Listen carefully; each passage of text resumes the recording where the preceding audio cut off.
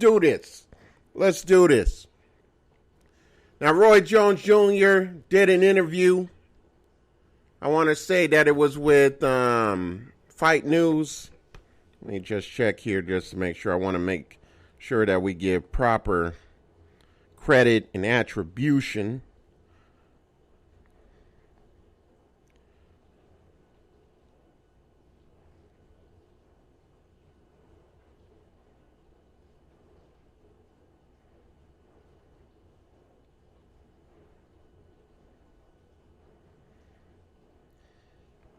Yep, that is Fight News.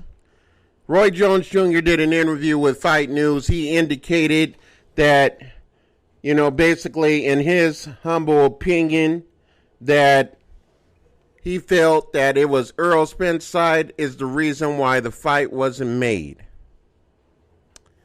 Unfortunately, I'm going to have to disagree with my boy Roy Jones Jr. You know what I'm saying? I love you. You know what I'm saying? I'm a Roy Jones Jr. supporter. But in this particular case, Roy Jones, you are incorrect. And I'll tell you why you're incorrect. Let's go back to when you were fighting. You know what I'm saying? Remember, you had a Errol Spence versus Terrence Bud Crawford situation. There was this guy, Darius McCloskey, that was the WBO champion. You held the WBC, you held the WBA, and you had the IBF titles. Everyone was telling you that basically they should be in charge of the fight, that they should dictate the terms of the fight. Now, I didn't agree with that at all. I felt that not only did you have 3 championship belts, not only were you the face of boxing at the time, you were number 1 pound for pound. You had a contract with HBO. So it benefited for them to come to you. I was in favor of Roy Jones Jr. getting a 60-40 split and basically the fight being on HBO. Now, present day, we got Earl the Truth Spence with the WBA, the WBC, and the IBF. We have Terrence Bud Crawford with the WBO belt. Terrence Bud Crawford pay-per-view numbers have been abysmal. Earl the True Spence has shown that he has at least been able to sell somewhere between 200 and 400 pay-per-view buys per time that he fights. Everything is in the favor of Earl Spence. The only reason why I came on this mic, and blamed the PBC for this fight not happening is because they told Terrence Crawford that Bob Arum was the reason why this fight wasn't being made, that he needed to basically exit his contract at Top Rank, and that once he did that, it would be easier to make this fight. So because they told Bud Crawford to do that, in my humble opinion,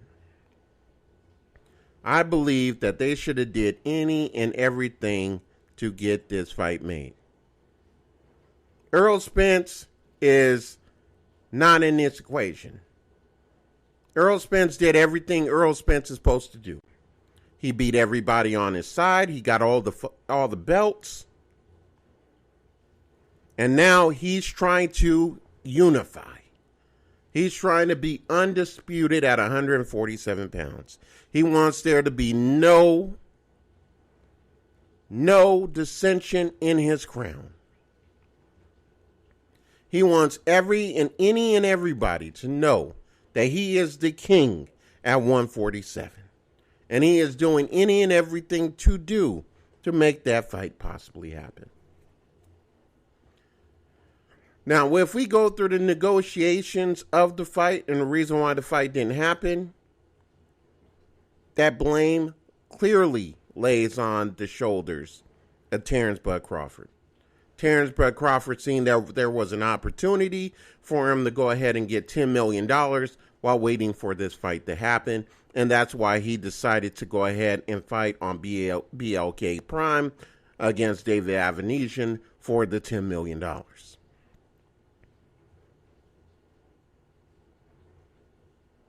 See, if Terrence Bud Crawford actually came out and just basically said that, boxing fans would definitely still be at his neck, but I don't think that it would be as bad as it is right now.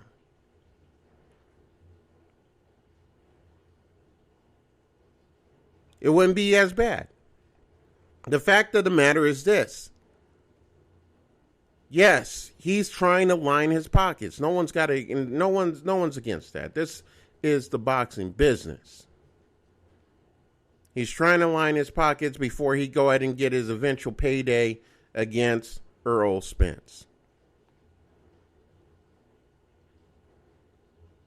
But to say that basically Al Heyman, the PBC, didn't negotiate with him in good faith, that's ridiculous. PBC, Al Heyman, Earl the True Spence. Errol Spence made sure that they negotiated with him in good faith.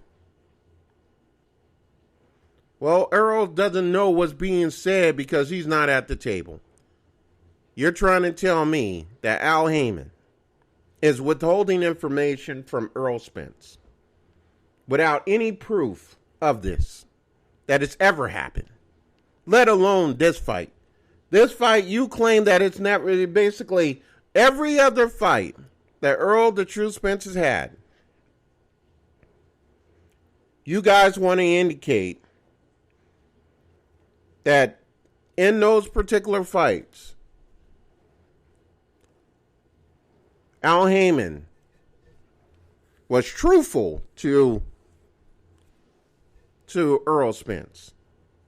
But in this particular negotiation, he chose not to be truthful. He chose to withhold information because he doesn't want to make the fight. That doesn't make any sense.